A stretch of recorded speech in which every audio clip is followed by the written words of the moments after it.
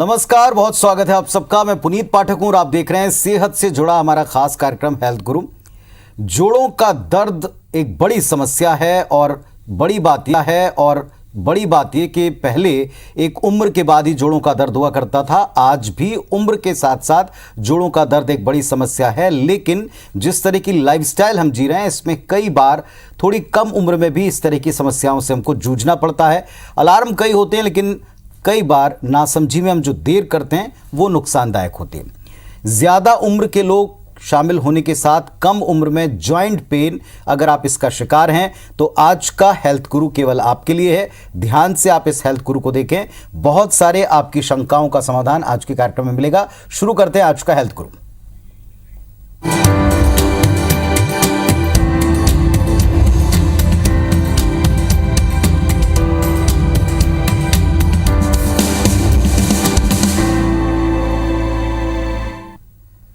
तो joint pain एक बड़ी कॉमन प्रॉब्लम है और जॉइंट पेन को लेकर के सारी समस्याओं का समाधान आप कैसे प्राप्त कर सकते हैं, इसके लिए हमारे साथ स्टूडियो में आए हैं श्री मेडिशाइन हॉस्पिटल रायपुर से डायरेक्टर डॉक्टर सुशील शर्मा जी, जो कि ऑर्थोपेडिक और जॉइंट रिप्लेसमेंट सर्जन हैं। जाने माने ख्यात अपनी टीम के साथ में दशकों से सेवाएं प्रदान करें। डॉक्टर साहब नमस्कार, बहुत स्वागत है आपका आज के हेल्थ गुरु में। डॉक्टर साहब, आज की तारीख में जॉइंट पेन बहुत ही कॉमन है। थोड़ा सा अगर आप ज़्यादा चल फिर लें, एक्सर्शन ज़्यादा हो जाए, आज की लाइफस्टाइल जिस तरीके की है, हर बार किसी से भी आप पूछें कहते हैं हाँ थोड़ा बहुत पेन तो है। लेकिन जॉइंट पेन जो एक प्रॉब्लम की तरह आगे बढ़ सकता है, उसकी मूल वजह आप क्या पाते हैं आज की तारीख में और किस एज में होता है? देखिए, जॉइंट पेन किसी भी एज में हो सकता है। जो कॉमन एक डायनेमिक्स है, जो एक ट्रेंड देखें तो बेसिकली ये स्टार्ट होता है आफ्टर 50 ईयर्स मेल फीमेल में थोड़ा अर्ली होता है, बिकॉज मेनोपॉज से एक्सपोज होती हैं फीमेल, तो जोड़ों का घिसना या हड्डियों का कमज़ोर होना अर्ली फीमेल्स में देखना मिलता है। लेकिन आजकल ये आम समस्या इसलिए हो गई है कि थोड़ा स्पोर्ट्स एक्टिविटी बढ़ी है। यंग एज में स्पोर्ट्स एक्टिविटी बढ़ने से नी की इंजरी बहुत कॉमन है, इस कारण से जॉइंट की समस्या बढ़ गई। दूसरा जो कारण होता है अर्थराइटिस का। अर्थराइटिस की समस्या एक जेनेटिक डिसऑर्डर होता है, लोग नेग्लेक्ट करते हैं। अर्ली एज में अगर जोड़ों में दर्द हो रहा है, मल्टीपल जॉइंट्स में इन्वॉल्व हो रहा है, दोनों तरफ के जोड़ में इन्वॉल्व हो रहा है, स्मॉल जॉइंट्स में अगर आपको पेन हो रहे हैं, सुबेरे उठते हैं तो आपको हड्डियों में जोड़ों में अकड़न महसूस होती है, तो ये बिल्कुल आप डॉक्टर से सलाह लें। एक अलार्मिंग साइन होता है जो कि एक रूमेटॉइड अर्थराइटिस या गठियावात की समस्या हो सकती है। और हर कोई भी व्यक्ति, जैसे हर किसी को कैटरेक्ट होता है आंखों में, वैसे ही हर किसी को अर्थराइटिस की समस्या उम्र के साथ होनी ही है। अब जैसा बता रहे हैं कि हर व्यक्ति को इस प्रॉब्लम से जूझना पड़ता है, तो अलार्म के साथ साथ ये भी जानना ज़रूरी है कि हम उम्र के पहले कहीं अपने जॉइंट्स को ज़्यादा तकलीफ तो नहीं पहुंचा रहे, उनको स्वस्थ कैसे रखें, जॉइंट्स को सेहतमंद रखने का कोई तरीका है जो हम शुरुआत से अपना सकते हैं? हर उम्र वर्ग के लोग ये कार्यक्रम देख रहे हैं। देखिए, बहुत ही बेसिक और बहुत अच्छा क्वेश्चन है ये आपका। देखिए, सबसे इंपॉर्टेंट होती है किसी भी चीज़ का रख रखाव, वो एक बहुत इंपॉर्टेंट होती है, चाहे वो मैकेनिकल चीज़ हो चाहे हमारी बॉडी हो। तो बॉडी तो एक बायोलॉजी है, हर चीज़ एक जुड़ी हुई एक दूसरे से इंटरलिंक्ड है। अगर हम समय रहते अर्ली एज से कुछ एक्सरसाइज चालू करें, एक्सरसाइज का ज़रूर मतलब ये नहीं होता कि हम जिम में जाएँ, जिम में ही एक्सरसाइज करें, घर में हम एक्सरसाइज कर सकते हैं, घर में फ्लोर में एक्सरसाइज कर सकते हैं, साइकिलिंग कर सकते हैं। तो जब भी मोस्टली जो जोड़ों की समस्या होती है वो हिप जॉइंट में या नी जॉइंट, दो कॉमनेस्ट जो सबसे बड़े लोड बेयरिंग जॉइंट्स होते हैं उसमें समस्या ज़्यादातर होती है। अगर हम थोड़ा सा एक्सरसाइज करें, टाइमली एक्सरसाइज करें, बस हफ्ते में हमको 5 दिन देना है एक्सरसाइज के लिए, अगर हमें एक्सरसाइज करते हैं तो हमारे जो जोड़ों के सिरे होते हैं इसमें एक आर्टिकुलर कार्टिलेज होती है जो कि एक स्मूथ ग्लाइडिंग सरफेस प्रोवाइड करती है, और जो भी मूवमेंट होता है उस आर्टिकुलर कार्टिलेज के द्वारा ही होता है। अंदर एक फ्लूइड होता है, सानिबल फ्लूइड बोलते हैं, जो कॉमन आप लोग सुनते होंगे कि जोड़ों का जो फ्लूइड है वो सूख गया। तो उम्र के साथ यदि हम एक्टिविटी नहीं कर रहे हैं या उम्र के साथ वो जो हमारी आर्टिकुलर कार्टिलेज है वो डैमेज होने लगती है, जो फ्लूइड है उसके कंटेंट कम होने लगते हैं, जो उसका केमिकल कंपोजिशन है कहीं इम्बैलेंस हो जाता है, तो इस कारण जोड़ों की समस्या होने लगती है। और अगर कंटिन्यूस हम इसमें लोड दे रहे हैं, हमारे जॉइंट ऑलरेडी डैमेज है और उसमें कंटिन्यूस लोड दे रहे हैं, तो जोड़ों का जो डैमेज होना वो तीव्र गति से होता है। खासकर जैसे कि लोग जिम जाते हैं, ट्रेडमिल चल रहे हैं, अगर नी में पेन हो रहा है उसके बाद भी वो ट्रेडमिल में इंक्लाइन होकर वो ट्रेडमिल कर रहे हैं या फास्ट रन कर रहे हैं, तो बेसिक एडवाइस ये होती है कि आपको वॉक करना है, आराम से वॉक कीजिए, जितना घुटना परमिट कर रहा है उतना कीजिए। अगर लोड नहीं देना है तो बेस्ट एक्सरसाइज होता है साइकिलिंग कीजिए आप। जैसे आपने बताया, क्या इसके स्टेजेस भी होते हैं डॉक्टर साहब, कि अलग अलग स्टेजेस में आपको पेन हो रहा है, या ऐसी अवस्था भी आ जाती है कि जब आपको, जैसे आपने अलार्म बताया, वैसे तो शुरुआत में ही जाएं, लेकिन जिसके बाद में आपका इलाज लंबा होगा या गंभीर अवस्था में मरीज पे पहुंच जाता है, क्या अवस्थाएं इसकी, स्टेजेस क्या है? ये स्टेजेस रेडियोलॉजिकल स्टेज एक्सरे के हिसाब से हम स्टेजिंग करते हैं, और स्टेज 1 टू स्टेज 4 तक हम इसको डिवाइड करते हैं। अच्छा। स्टेज और 1 2 जो है अर्ली स्टेज होती है, और अगर मरीज इस स्टेज में डॉक्टर के पास आता है तो बहुत आसानी से उसका इलाज हो सकता है। बहुत सारे तरीके हैं, जैसे स्टेज 1 में आया तो हम सिंपल एक्सरसाइज बता सकते हैं, कुछ non steroidal anti inflammatory drug दे सकते हैं, जिससे कि वो उसका जो अंदर की सूजन है वो कम हो जाए। और अगर थोड़ा और लेट सेकंड 2 स्टेज में आया तो उस स्टेज में अगर कार्टिलेज का कहीं फोकल डैमेज हुआ है, थोड़ा सा अगर एक हिस्से में ही डैमेज है, तो एक नी प्रिजर्वेशन सर्जरीज भी होती हैं, तो उसके द्वारा हम जो कार्टिलेज है उसको फिर से रीग्रो कर देते हैं, कार्टिग्रो थेरेपी बोलते हैं। या मरीज के घुटने से जो नॉन आर्टिकुलर पार्ट है वहीं से कार्टिलेज निकाल कर उसको जो डैमेज हिस्से में उसमें लगा देते हैं। तो इस प्रकार से मरीज का जो दर्द है और जो डैमेज की जो गति है वो रुक जाती है। लेकिन यही मरीज अगर इस सिम्टम को अवॉइड करता है, कंटिन्यूस उस स्टेज में चलते रहता है, एक्सरसाइज नहीं करता, और जो चीज़ें डोंट्स हैं लाइक स्क्वाट करना, पालती मोड़ना, उकड़ू करना, ये हम अवॉइड करना कहते हैं, क्योंकि इस स्टेज में अगर पालती और उकड़ू कर रहा है मरीज स्टेज 2 के बाद तो मैक्सिमम लोड आता है, मैक्सिमम शीयरिंग स्ट्रेस मिलते हैं, जिससे कि जॉइंट और तेजी से डैमेज होता है।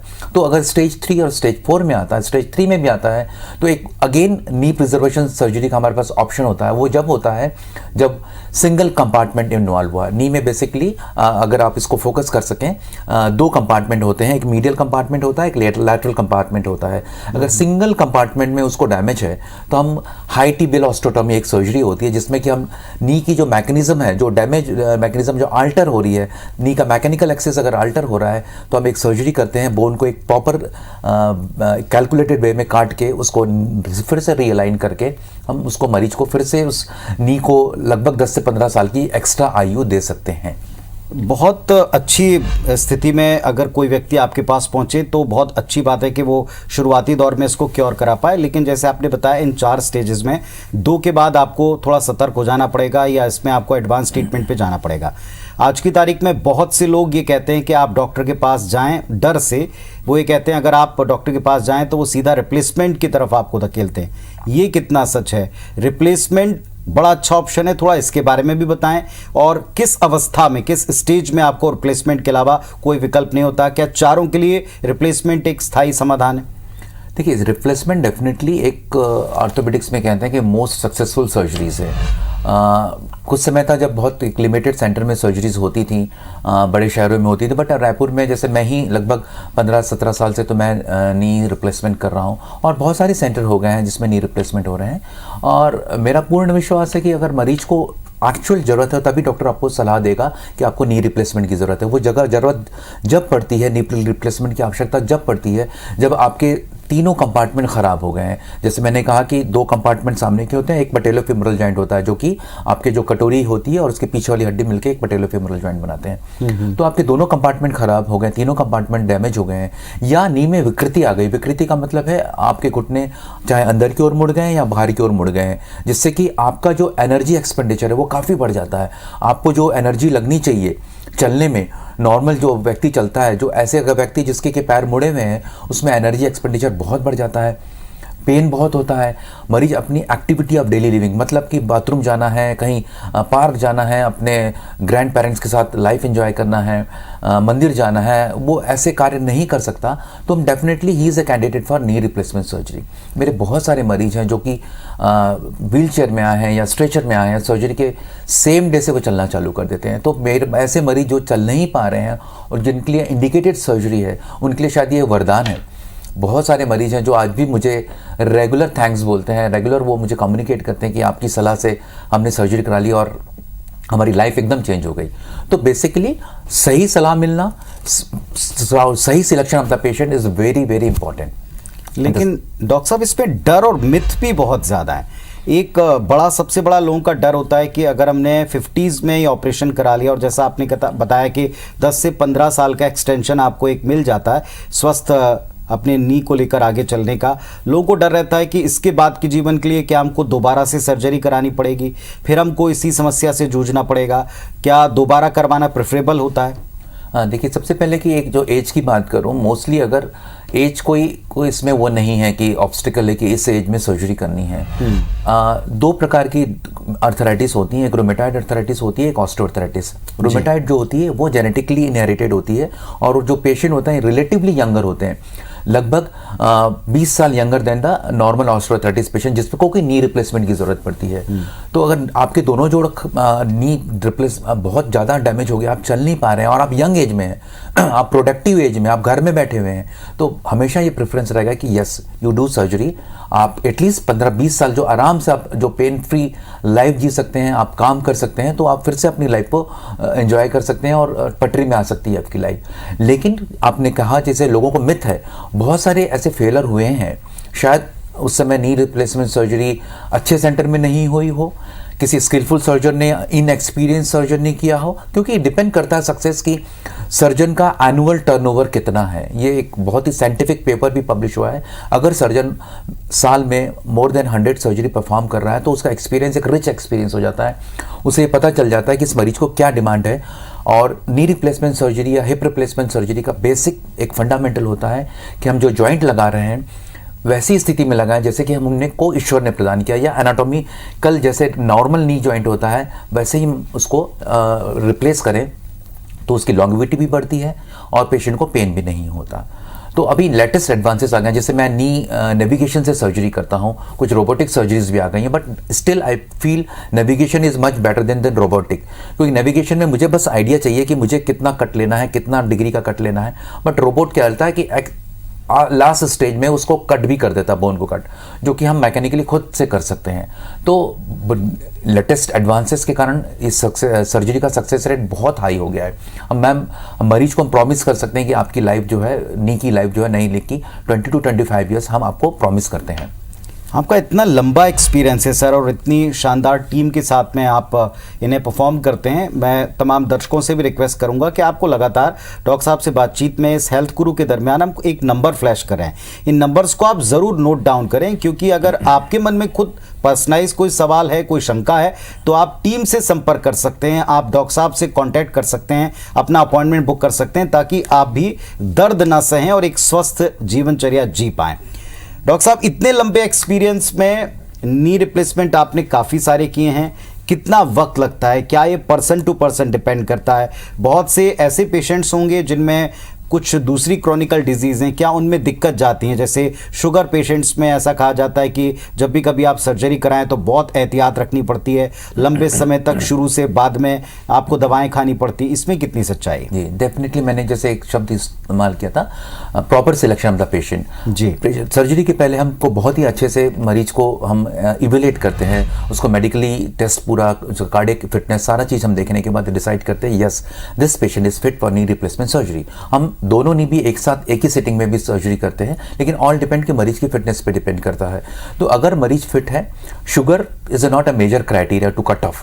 अगर शुगर हमारे पास पूरी टीम होती है, हमारे डॉक्टर्स शुगर को कंट्रोल कर लेते हैं। लेकिन एक इंपॉर्टेंट चीज़, जैसे आपने कहा कि दूसरी डिजीज़ में एक आती है कार्डियक इलनेस, दूसरा आता है किडनी का प्रॉब्लम, और तीसरा सबसे इंपॉर्टेंट होता है अगर वो गठियावाद का मरीज है, रूमेटॉइड अर्थराइटिस का मरीज है, जिसका मैं रिप्लेसमेंट कर रहा हूँ, तो ऐसे मरीज में मैं बहुत एहतियात बरतता हूँ, क्योंकि ऐसे मरीजों में इन्फेक्शन के जो चांसेस होते हैं 5% ज़्यादा होते हैं नॉर्मल मरीज से, क्योंकि जो रूमेटॉइड अर्थराइटिस है वो एक सिस्टमिक डिसऑर्डर है, जिसमें मरीज की नाक की नी जॉइंट या हिप जॉइंट खराब होते हैं, बल्कि सारे अंग अफेक्ट होते हैं। ऐसे मरीज की इम्यूनिटी भी कम हो जाती है। तो ऐसे मरीज में हम विशेष ध्यान रखते हैं कि इसे सारा पैरामीटर्स उसके सही हो, और ऑपरेशन के बाद जो प्रॉपर एंटीबायोटिक चलना चाहिए वो हम चलाते हैं।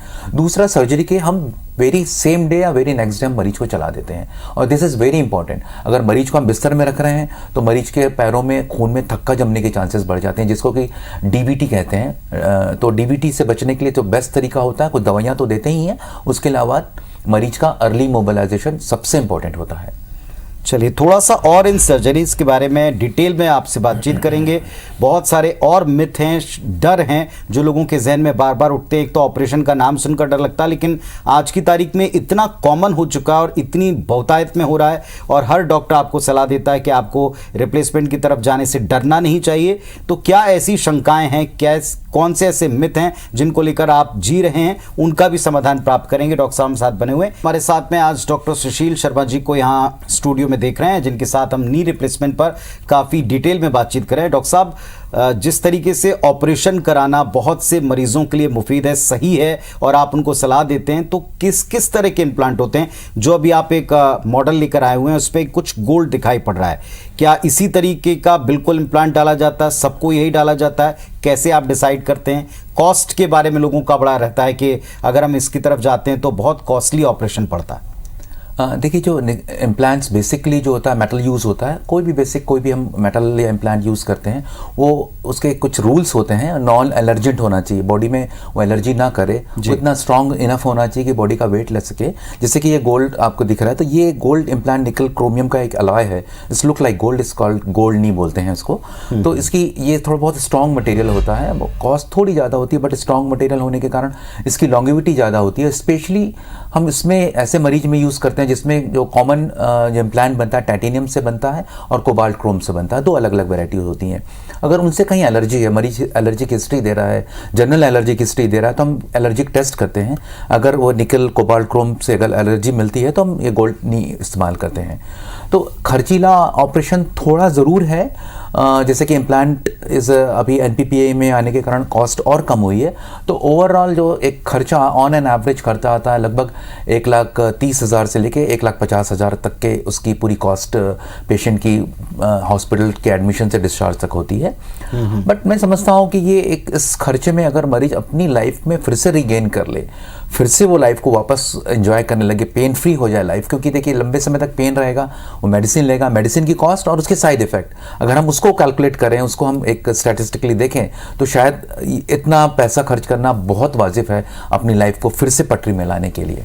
डॉक्टर साहब, जनरली हमने देखा है कि लोगों को जब तक सीवियर पेन ना होने लगे, जब तक उनके काम अटकने ना लगें, रुकने लगें, तब तक लोग डॉक्टर का रुख नहीं करते हैं। हड्डियों की अच्छी सेहत के लिए लगातार और एक टाइम इंटरवल के बाद में आपके पास जाना, चेकअप कराना कि कितना ज़रूरी है? आज की जिस तरह की लाइफस्टाइल है, इसमें रेगुलर चेकअप का ही डॉक्टर सजेस्ट करते हैं। ये डेफिनेटली एक जनरल हमारा मिथ होता है कि जब तक हम बीमार ना हो हम डॉक्टर के पास ना जाएं।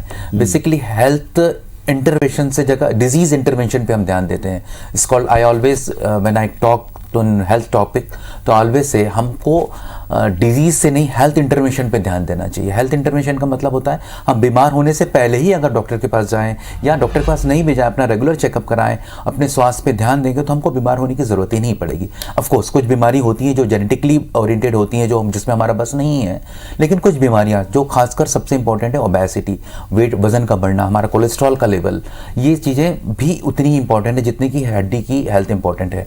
तो अगर हम रेगुलर एक्सरसाइज करें, कुछ नहीं, एक दो टिप आपको बता रहा हूँ। एक बेसिकली आपका वजन कितना होना चाहिए। सबको ऐसा लगता है कि मेरा वजन कितना होना चाहिए।